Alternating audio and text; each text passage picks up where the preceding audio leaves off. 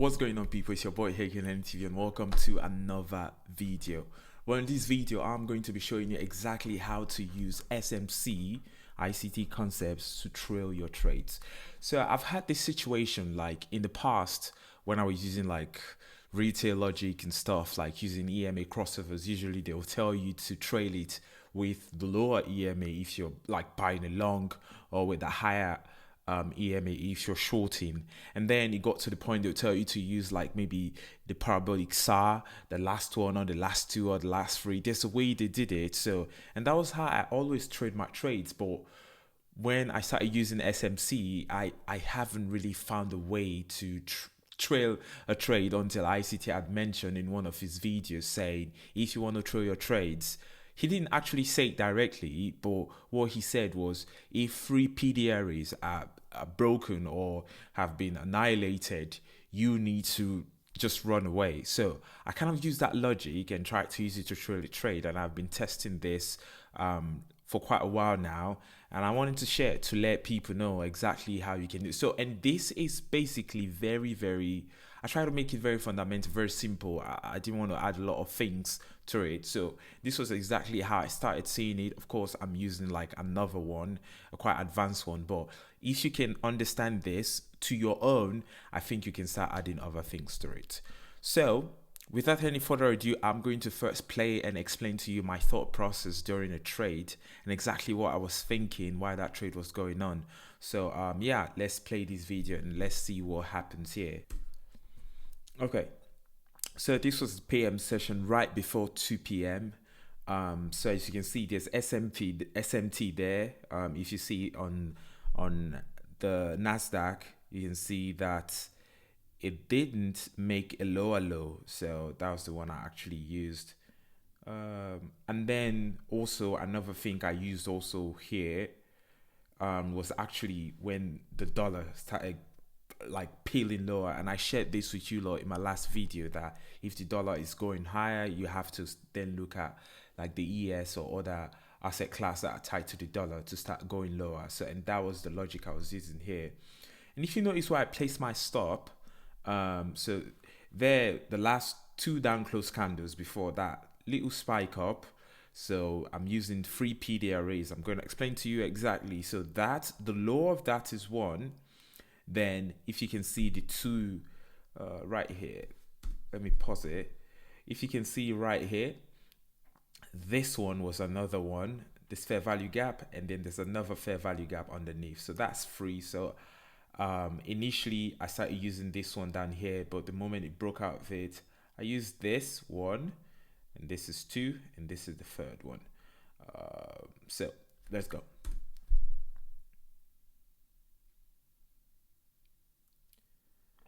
Just wait. So price took out another high, and if you can see, I am about to move my stop. But before I did that, I made sure to see exactly what price was. But price wasn't done. It needed to come back down. I know at this point a lot of people are like, why haven't you moved your stop? It's like, and I used to do that. The moment price just shoots up a little bit, I just jam my stop up and I get stopped out, and eventually the trade is going to go my way. So I was like, it was great. It was so frustrating. And you can see there, I moved my stop by 1, and I'll show you the reason why. So this last down close candle before the up move, I know it didn't close above, and that's the thing. A lot of people is like, oh, it has to close above. Not really. It doesn't really have to close above a lot of times. But if you're somebody you're just beginning and stuff like that, maybe that's easier for you to trust. Fair enough, you can do that, but it doesn't necessarily have. You just have to trade above. I think that's what ICT said in like the core contents. He placed that. It's free. Check his channel and you can see everything. Went above, and the low of this was 1. This was another low, okay, and this was another one. You're like, well, is there like, there's no if you notice, there's no fair value gap on this leg, and under that there was no fair value gap like right here. Of course you have these ones, but whenever a high is broken, I'm looking at the leg that actually broke that high, and if I go below that leg, it has to be the leg immediately before, that shows up right before this current new leg actually formulated. But when I go into more details, I think you're going to get it. So let's continue to play. And I personally do 2 to 1. I do not like, I risk one and I just go hit 2R and I throw my trade until I get to my TP. That's what I do. But if you're somebody that you are very sure and very certain, and this like you have multiple entries here, like literally I would have entered some more and more and more. But this is just for example, an example to you, just to show you that, hey, this stuff works. Maybe you should try it this way. Now, price came back down, but it never got close to my stop loss. I was very comfortable. I was like, yeah, whatever. If it takes you out, fair enough. It takes you out. And that's the thing. A lot of people think, I'm never going to get stopped at. Mate, you are going to get stopped at sometimes. And that's the reason why you place your stop there. If it stops you out, fair enough. Guess what? There's another trade that's going to present itself. If not that day, the following day. And that's just how it works. Wait. At this point, you just have to have some patience because my analysis is correct. I'm going to show you exactly how I analyze that. And you can see the next place I move my stop to. So this is a volume imbalance. So this is 1, okay? There is even a fair value gap here. So you can count this as 2 and this as 3. So you can actually move the stop to up here. But that's the thing, is it's very important for you to start annotating your charts so that it's easier for you. Because if you think I'm just going to see this moving forward, it doesn't work like that, mate. I'm sorry to tell you that, but it doesn't. And you see, I eventually move my stop up, and you can see I'm zooming out, saying exactly where I'm expecting price to go, how close I'm getting to, terminus, how close I'm getting to the gold. I keep zooming out. You can't just zoom in and pinch in. I'll show you exactly. This was actually a daily trade idea, a daily chart. I use a daily chart to actually frame the idea of this trade and the new week opening gap. And that's how everything came together to form this trade. This wasn't just a trade. I opened a 1-minute chart and I started just buying for buying's sake. That's not how it worked. And if you can notice there, I put a purple line. That is actually a 50 minutes swing. So I took half of the trade off. I took quite some off already. Oh, I already took way more than half already. So I'm going to explain all that later to you, Law. I took everything out and eventually I was trying to get 2,000 because I was risking $1,000. But you can see that it took me quite a while. I had just one more left, one contract left. I actually started with 7. I took 4 off and then I took 2 off and I had the final one. But I was targeting $2,000. But if I just entered the trade and I just risked 1 to 2, I could have still gotten it. That's usually the way I like it, but I'm trying to incorporate this because there's sometimes I just take 1 to 2 and then price just keep peeling towards like way more than what I wanted, or like the place I actually wanted price to go was like way up there or way down there, and just price keeps going. So I'm trying to incorporate this, but I'm not going to force it. My 2 to 1 or 1 to 2 serves me well, and I don't see any reason why I can't. You can literally make money with that. But if you're somebody you just want to go a bit extra, you're a student of the game, you want to just make sure you're doing everything correctly, I think this is something that you need to incorporate into your trading. You can see I keep annotating, and if you notice, every single PD array I draw, whether it's a blue line, the blue line I draw up there, or it's an orange line, or the blue line, or the orange boxes, that's imbalance, volume imbalance, or the fair value gaps. Every 3, the one that creates 3 linearly, that's when I start counting backward 1, 2, 3, and I put my stop loss on the 3rd one, because if it hits the 3rd one, it's definitely going to reverse on you. Will it sometimes touch the 3rd one and go your way? Yeah, but I would say it's 1 out of 10 times. But that being said, now let me walk you through exactly how I took my trades today. So ICT always says something that you need to separate your charts, and that's exactly what I did. So this is my daily chart. You can see all the stuff that I have, all this stuff here. So this is an volume imbalance, and this candle, this green candle, I counted as a daily order block. Okay, cool. Now, new week opening gaps, I had all this already sorted. Why is this still here? I'm not using this one again. I had this all here, and usually I'll copy this and I'll paste it on my entry chart. So the first trade I entered this morning, let's do this. Okay, so the first trade I entered this morning was this right here. Now this is the new week opening gap. Whenever price is above it, I'm targeting price to keep going higher. And then I have the daily order block here. And this is the consequent encroachment of this new week opening gap to a new week opening gap all the way back down a few weeks back. And this is the 25% and this is the 75%. So this was my idea for the day. This was what I was going to work with. So the first thing that happened was this. At around almost at 10, literally at 10, because at 9:30 I was like, I do not enter trades until after 10 a.m. now. 10 o'clock, you see this massive push up, and then dollar just went on the way down. I knew, okay, we're ready to eat. So order block, yeah, went up, came back down. You get your buy, your fill here. Okay, go for a long here. Where will I place my stop? So first, this is one, okay, and I'll place my stop right below here, maybe 1 or 2 ticks below here. I want this to stay open, but since it's 10 o'clock and there's some sort of news, I don't know how crazy that news was, but it kind of gyrated price a little bit. I would permit it to dig into this, maybe touch here, but not go below. That was my permission.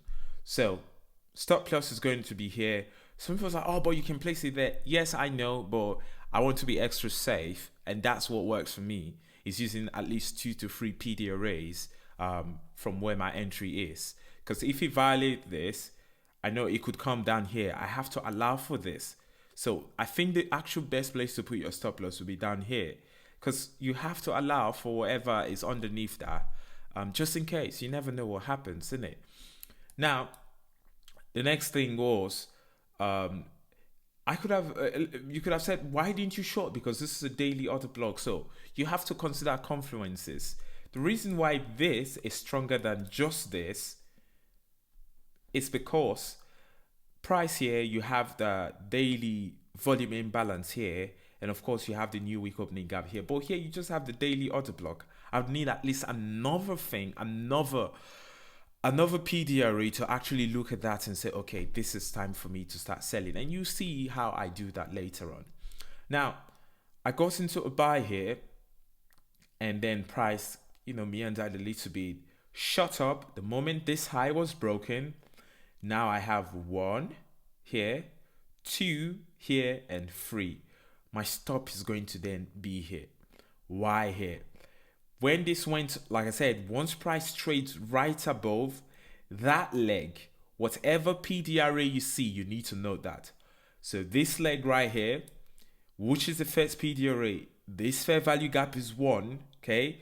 Go to your left. This low is another one, okay? Then what PD array is lower than this low? Is this low. Now, this is your third PD array that you're going to place your stop loss in. I'm not jamming my stop loss up and, boom, boom, bow, Bob's your uncle, Biggie Bagabo.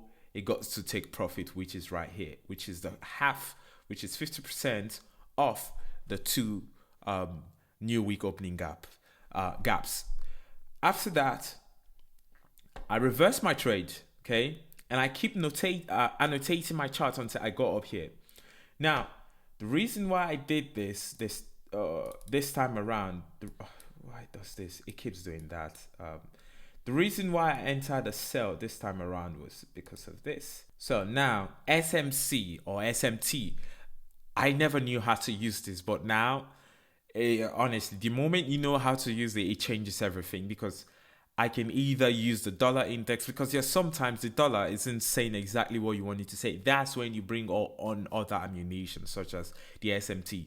It's not maybe this low is not lower than this and high is not higher than this. And of course, you have to, the framework, the context to the framework of the trade has to be understood also. Now, here, at the consequent encroachment of this PD array, price made a higher high here. Nasdaq did actually not go higher. Same with the Dow. The Dow didn't go higher, so I knew, okay, it's time to strike. And we're right here. Price traded short a little bit lower, very short a block with a fair value gap. Very, very, very high probability. Very shorter block with bullish shorter blocks with fair value gaps are very, very high probability. Entered, my stop is literally going to be off here. Why? Because I don't really have anything I want to frame it back to, except I go all the way back to last week. I'm using a 1 minute chart. I'm not using like a 15 minutes. If that was the case, I'd have gone a bit back. But this is what I have to deal with. I was like, so stop is right above here. Cool. The moment price broke below this, and when price is breaking, keep annotating PD arrays. If you notice, this was a volume imbalance. Annotate that. 1. This is your first PD array. This is the second one here, this high, and this is the third one here, this high. Why is the reason is, number 1, scroll to the left. What's the next PD array? This is not a swing high. This is a swing high. So what PD array is higher than this swing high? It's this one. And you put your stop here. You keep it there. Don't rush it. Don't jam it. Now price kept going lower. It came here. So you have 1, 2. Stop loss goes here. And you just keep going. So when it creates a new one and it leaves it, you put your stop here and you keep trailing and trailing and trailing. And my final take profit was going to be at the high of the new week opening gap, which was right here. But before that, there was another opportunity to enter a trade here. And that, this time around, I didn't use SMT for this. I used the opposite of the dollar. And you can see I'm using both, so I'm not stuck to one. And there's sometimes where all 3 shows up, like literally all 2 shows up free. So you have like the context of your trade, and then you also have the dollar going the opposite direction, and then you have SMT. Oh boy, oh boy. Whenever I see those, I load the hell out of it, because now my probability of me getting right just went up the roof. It literally just went up the roof. So why shouldn't I take my chances? Ever since all those show up, and of course it's after the news impact have already come in, it literally, I haven't even had a losing trade whenever all of those aligned in my favor. That's absolutely mad. But yeah, so in this case, this trade, which is a follow-up, was here. Dollar kept pressing higher. So this, when this other block got traded below, price came below this, other block came below, and then dollar was also going higher. I went in with some more, maybe half of what you already entered with originally. And same thing, same concept, trade it all the way down. And yeah, and that's how I took a trade up, down, and right here was another one. Same concept, but I actually traded to right here until I got stopped out, which was all right. I saw the reason later, and that's the thing, is you can't keep trading up and down, up and down, up and down. And that's why you have to pick 1 or 2 trades a day, take those, and the rest you just go in and taper it. That's all you need to do. And then, of course, this one, which I walked you through exactly what happened. And yeah, and that's the trade I took for today.